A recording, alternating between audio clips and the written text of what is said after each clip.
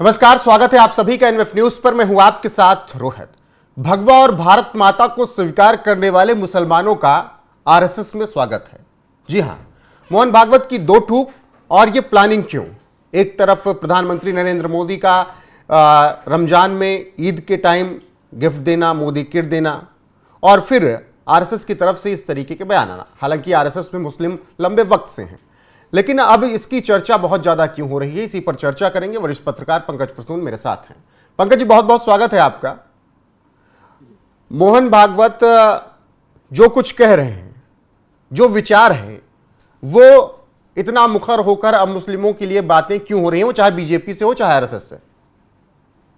नहीं, अभी आपको लग रहा है कि बातें हो रही है, हमेशा से होती रही हैं। जो लोग भी संघ से जुड़े हुए हैं या पुराने स्वयंसेवक हैं, उनसे कभी आप एक बार जाके जानकारी ले लीजिए या वो बताएंगे। मीडिया अभी कवरेज करने लगा है, इसलिए लग रहा है कि अभी बोल रहे हैं मोहन भागवत। मैं आपको बताता हूं, राष्ट्रीय मुस्लिम मंच की स्थापना कब हुई थी? 2002 में। ये 2025 चल रहा है जी। और राष्ट्रीय मुस्लिम मंच के अभी कितने सदस्य हैं? सक्रिय सदस्य 10 लाख। हालांकि संघ के लोग 1 करोड़ तक इसका कहते हैं, दावा करते हैं।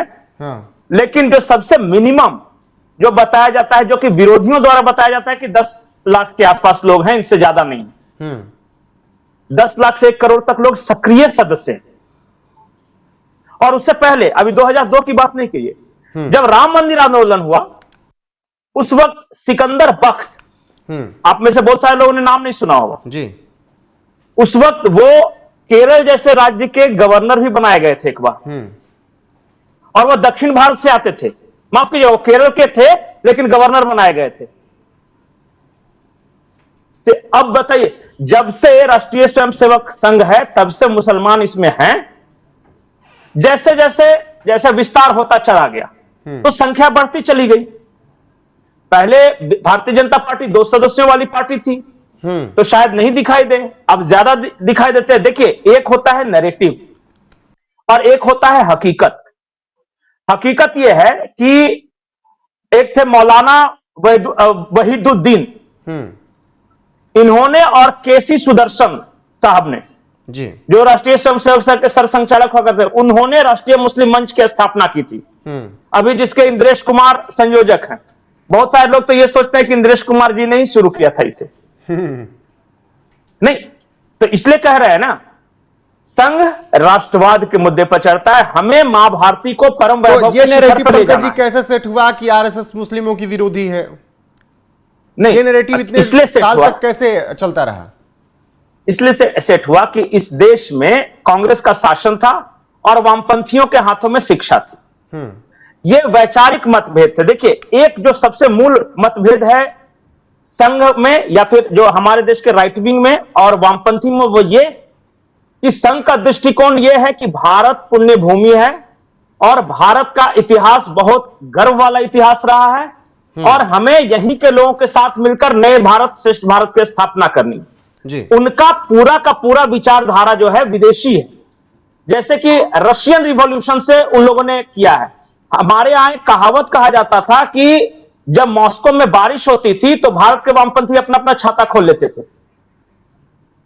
यह हकीकत, जब चाइना के साथ युद्ध हुआ तो वामपंथियों ने देश के लोगों से अपील की कि भारतीय सैनिकों को खून नहीं देना है। यह अपील की थी कि भारत के फौजियों को खून मत दो क्योंकि ये चाइना से लड़ रहे हैं। मूल मतभेद यही है। अब क्या हुआ कि जितने लिटरेचर लिखे जा रहे हो, कोर्स बुक लिखे जा रहे हो, सब वामपंथी लिख रहे हैं, तो वो क्या बोलेंगे, निगेटिव क्या बता सकते हैं? अनुशासन के बारे में तो उंगली नहीं उठा सकते कि संघ में अनुशासन नहीं है। तो उन्होंने ये नैरेटिव सेट किया कि पहला नैरेटिव है कि आरएसएस मुसलमानों के खिलाफ है, और दूसरा ये नैरेटिव सेट किया कि अंग्रेजों, मतलब कि ये गद्दार लोग थे, अंग्रेजों का साथ दिया था। ये 2 मूल नैरेटिव बोला जी। बिल्कुल। और इस दौरान आरएसएस प्रमुख मोहन भागवत ने यह भी कहा कि भारत माता के वैभव को स्वीकार करना होगा, भारत माता की जय भी बोलना होगा। औरंगजेब को अपना मसीहा मानने वाले, अपना वंशज मानने वालों की यहां पर कोई जगह नहीं है। पंकज जी देखिए, दारा शिकोह और औरंगजेब दोनों भाई थे। दारा शिकोह को कोई क्यों नहीं मान सकता, औरंगजेब को क्यों? एपीजे अब्दुल कलाम को क्यों नहीं मानेगा, या ये जो अब जेल में बंद है उन सब आतंकवादियों को क्यों माने? मुसलमान तो सब है ना, हमें किस तरह के मुसलमानों को मानना है? सूफीज्म को क्यों नहीं मानेंगे हम? वहाबी मूवमेंट को क्यों मानेंगे? ये सवाल है ना। जो भारतीय मुसलमान हैं उनको क्यों नहीं मानेंगे? हम क्यों आईएसआई, अल कायदा, लश्कर तोयबा इन सब की बात करें? हम क्यों ना कैप्टन अब्दुल हमीद की बात करें? हम क्यों ना एपीजे अब्दुल कलाम की बात करें? सवाल तो है ना, किस तरह के मुसलमान? और आपको क्या लगता है कि भारत का एक भी ऐसा हिंदू है जो एपीजे अब्दुल कलाम का रिस्पेक्ट नहीं करता हो? जब वो जाते थे किसी कॉलेज में तो लोग पैर छू के प्रणाम करते थे, क्यों करते थे? क्योंकि वो तो मुसलमान थे, हिंदुओं को तो नहीं करना चाहिए था। अच्छा बताइए, एक भी ऐसा हिंदू हो सकता है जो कि कैप्टन अब्दुल हमीद की बहादुरी, पराक्रम की गाथा ना गाता हो पाकिस्तान युद्ध में? नहीं। तो फर्क यह है कि किस तरह के मुसलमान हैं जो कि संघ से नफरत करते हैं। वो कौन से 1 करोड़ मुसलमान हैं जो सक्रिय सदस्य बने हुए हैं, और वो कौन हैं जो कि इनसे नफरत और वो दुष्प्रचार के शिकार हुए हैं? अच्छा, मैं हर चीज में मानता हूं, हर समाज में मानता हूं कि अच्छे बुरे दोनों लोग हैं। बिल्कुल, लेकिन पंकज जी, चाहे हिंदू हो या अगर राजनीतिक लिहाज से समझे बीजेपी के, तो रमजान में मोदी किट पहुंचाना, मतलब ईदी के तौर पर, और दूसरी तरफ आरएसएस की तरफ से इस तरीके से बयान आना, ये सब चीजों को अगर कड़ियों को जोड़िए तो बहुत कुछ राजनीतिक रूप से भी चल रहा है। बिल्कुल, और हमेशा से चलता रहा है। अटल जी ने ही सबसे पहले कहा था कि एक हाथ में कुरान, दूसरे हाथ में कंप्यूटर। होता क्या है ना कि इस तरह दुष्प्रचार और नैरेटिव हावी है, और कुछ कुछ बयान खुद के नेताओं के, मैं ये इनका ये नहीं गया, मैं अभी गया था बिहार के जहानाबाद में, वहां एक मस्जिद में बैठ के मैं वहां के मुसलमानों से बातचीत कर रहा था। मुसलमानों ने एक जो महत्वपूर्ण बात कही, उन्होंने ये कहा कि बीजेपी कभी नुकसान नहीं करती मुसलमानों का, वो सिर्फ बोलती है, और बोलने के कारण मुस्लिम उससे दूर रहते हैं। उन्होंने कहा कि अगर साक्षी महाराज नहीं बोलेंगे या गिरिराज सिंह नहीं बोलेंगे तो कुछ बिगड़ेगा नहीं, और इन्होंने कुछ नुकसान भी नहीं किया। बताइए, गिरिराज सिंह हो, साक्षी महाराज, या किसी मुसलमान का एक बुरा कर दिया? वो एक मुसलमान बता रहा था, उन्होंने कहा कि मुंह का फूहड़ है। बोले कि वो बता रहे थे, मैं वो एपिसोड कुछ दिन बाद आएगा, उसमें देखिए मुसलमान क्या कर रहे थे, जितना काम भारतीय जनता पार्टी की सरकारों ने मुसलमानों के लिए किया है, ना कांग्रेस ने किया है, ना वामपंथियों ने किया है। लेकिन काम सिर्फ करने से नहीं होता, मुसलमानों को कुछ और चाहिए। मैंने कहा क्या चाहिए? उन्होंने कहा कि हमें प्यार के 2 बोल चाहिए, बस।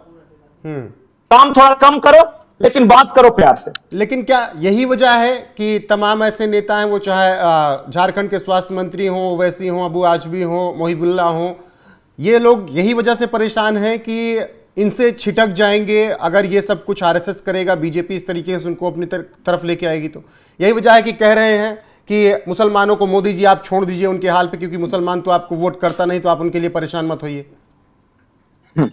यही तो वो चाहते हैं कि मुसलमान वोट न करें, मोदी जी मुसलमानों के लिए परेशान ना हो। कांग्रेस के लिए इससे आदर्श स्थिति हो नहीं सकती, और उन लोग डरा डरा कर वोट लेता रहा है हमेशा, हमें वोट दो नहीं तो भाजपा आ जाएगी, ये कह के पिछले 30 साल 40 साल से वोट ले रहे हैं। जब इससे पहले जनसंघ था उस वक्त भी, जब से देश, अच्छा अंबेडकर की कभी किताब पढ़िए, या फिर सरदार पटेल की किताब पढ़िए, या उस वक्त जो भी महापुरुष थे उनके किताब पढ़िए, समझ में आ जाएगा कि जो डायरेक्ट जिन्होंने देखा था राष्ट्रीय स्वयंसेवक संघ को, वो क्या सोचते थे और नैरेटिव क्या फैलाया गया। एक परिवार के अलावा कांग्रेस के जितने भी बड़े नेता थे, चाहे लाला लाजपत राय हो, बाल गंगाधर तिलक हो, या ये बाबा साहब भीमराव अंबेडकर हो, या महात्मा गांधी भी। महात्मा गांधी वर्धा के राष्ट्रीय स्वयंसेवक संघ के बैठक में गए थे। उन्होंने केशव बदाम हेडगेवार से कहा था कि यार तुम तो सेवा दल में थे, कांग्रेस सेवा दल में, और कहां चले गए तुम? अपना संगठन और तुम हिंदू मुसलमान करते हो, ये ठीक बात नहीं। तो गांधी जी को उन्होंने चिट्ठी लिखी कि आप एक बार आइए और देखिए। गांधी जी आए वहां पे, और उन्होंने एक लाइन लिखी, जिस संगठन की चप्पलें भी अनुशासन में लगी हों, उस संगठन से ही राष्ट्र निर्माण की आशा की जा सकती है। यह महात्मा गांधी का लिखा हुआ है। अभी और मैं बताता हूं, डॉक्टर भीमराव अंबेडकर को पढ़िए आप, उनकी क्या राय थी। वो देखिए, वो जातिगत घृणा के खिलाफ थे, दलितों पर अत्याचार के खिलाफ थे, लेकिन उन्हें पता था कि कौन कर रहा है। आप उदाहरण समझिए कि मध्य प्रदेश में जब तक कांग्रेस का मुख्यमंत्री बनता रहा, किसी ओबीसी और दलित को नहीं बनाया, किसी ओबीसी दलित को नहीं बनाया। बीजेपी ने जब से वहां सत्ता संभाली, तब से ओबीसी बन रहे हैं। बिल्कुल पंकज जी। आप और बनाते भी कैसे थे पता है? टोकनिज्म से। हाँ। बाबू जगजीवन राम से पूछिए कि अंतिम समय में क्या हुआ था। आज तो उनकी बेटी मीरा कुमार कांग्रेस में है ना, उनसे एक बार इंटरव्यू कीजिए, पूछिए कि उनके पिता के साथ कांग्रेस ने और गांधी परिवार ने क्या किया था। बिल्कुल, सारी कहानी बताएं। तमाम चीजें, वो चाहे शर्मिष्ठा मुखर्जी राष्ट्रीय स्वयंसेवक संघ क्या कुछ हुआ, वो तो तमाम चीजें राष्ट्रीय डोमेन में। जी देखिए, राष्ट्रीय स्वयंसेवक संघ और भाजपा के नाम से डरा डरा कर और एक दूरी बनाकर, देखिए क्या होगा ना कि आदमी वही मानेगा जो बार बार सुनता है। तो अगर मुसलमान संघ में जाएंगे नहीं या लोगों से मिलेंगे नहीं, वही मैं जिक्र कर रहा हूं पंकज जी। अभी हाल फिलहाल में मैंने एक मौलाना कौकब मुस्तफा का पॉडकास्ट किया, उसमें आरएसएस के बारे में मैंने उनसे बात की, तो उन्होंने कहा कि आरएसएस भारत का आखिरी सबसे मजबूत संगठन है और भारत के एकता, अखंडता, सांस्कृतिक विरासत के लिए आरएसएस का होना बहुत जरूरी है। दूसरी बात, उन्होंने ये कहा कि जो लोग आरएसएस का विरोध करते आपको नजर आते हैं ना, वो लोग एयरपोर्ट पर खड़े होकर टाइम ताकते रहते हैं कि कब आरएसएस प्रमुख जाएंगे, आरएसएस प्रमुख उस मीटिंग में आ रहे हैं तो उनसे कैसे मुलाकात हो जाए। कह रहे हैं वो कैमरा लेके नहीं जाएंगे, लेकिन आरएसएस प्रमुख से, आरएसएस के बड़े स्वयंसेवकों से मिलने के लिए उतावले रहते हैं और बाहर आकर विरोध करते हैं। बिल्कुल। और एक बात जान जाइए, मुसलमान जब मैं बोलता हूं ना, तो उस तरह के मुसलमानों से आरएसएस दूरी बनाकर रखता है जो मिलिटेंट इस्लाम, जिसको आजकल सऊदी अरब के क्राउन प्रिंस कह रहे हैं। हमें मिलिटेंट इस्लाम नहीं चाहिए, हमें ओरिजिनल इस्लाम चाहिए। मुल्ला का इस्लाम नहीं चाहिए, अल्लाह वाला इस्लाम चाहिए। बिल्कुल। आप खुद पढ़ो, गुनो, महसूस करो, ऐसा नहीं कि किसी ने बता दिया। और एक बात और कही है संघ प्रमुख ने, आप ध्यान दीजिएगा, उन्होंने कहा कि भगवा ध्वज यानी आरएसएस का झंडा और भारत माता की जय, ये दोनों स्वीकार करना पड़ेगा, बस यही मिनिमम क्राइटेरिया है। बिल्कुल। आपकी पूजा पाठ की पद्धति क्या हो, आप किस ईश्वर को मानते हो। अच्छा बताइए, जैन जब संघ में है तो उन्हें कभी कोई परेशानी नहीं हुई? बहुत सारे सिख संघ में है, आज तक कभी उन्हें महसूस नहीं हुआ? आज तक कोई एक आदमी बता दे कि संघ की शाखाओं में जाति के आधार पर कभी किसी के साथ कुछ भेदभाव हुआ हो? वहां तो सरनेम नहीं लेते, जी कह देते हैं। इसीलिए रोहित जी, पंकज जी, एक मैं कहानी सुनाता हूं आपको। यह संघ प्रमुख मोहन भागवत ने बताया था। जब मोहन भागवत सर संघचालक बने तो इस देश के कुछ पत्रकारों ने एक नैरेटिव गाना शुरू किया कि भागवत कैंप की हुई जीत, सुरेश सोनी कैंप हारा। सुरेश सोनी ओबीसी थे इसलिए हारे, ब्राह्मण कैंप जीत गया। अब ये जब मीडिया में आई खबर तो मोहन भागवत गए सुरेश सोनी के पास कि सोनी जी, सुरेश जी ये देखिए, बोले कि आप ओबीसी है क्या? तो सुरेश सोनी मुस्कुराए, बोले कि हाँ मैं ओबीसी हूं। बोले कि मतलब कि इतने सालों तक काम करने के बावजूद एक दूसरे की जाति पता नहीं थी, लेकिन पत्रकार ढूंढ कर ले आए और ये नैरेटिव गढ़ने लगे। बिल्कुल, तमाम नैरेटिव गढ़े गए, लेकिन आरएसएस प्रमुख मोहन भागवत ने जो कुछ कहा है वो यही बात है कि भारत माता को जय स्वीकार करना होगा, भगवा स्वीकार करना होगा। बाकी आरएसएस में ना किसी की जाति पूछी जाती है, ना धर्म, सबका स्वागत है। वो औरंगजेब को महिमा मानने वाला ना हो, आक्रांताओं का महिमा मंडन करने वाला ना हो। पंकज जी कंक्लूड कीजिएगा इसी के साथ। आखिरी लाइन में बोल रहा हूं कि जो भी लोग जाति, धर्म, भाषा, क्षेत्र आदि के नाम पे लड़ रहे हैं, उनसे एक ही गुजारिश है कि एक बार जाके संघ की शाखाओं में जाइए और देखिए। उस नजरिए से नहीं कि जाके खाली बुराई करना है, मतलब कुछ तो ऐसा मिले कि मुझे गलती ढूंढना है, वैसे नहीं।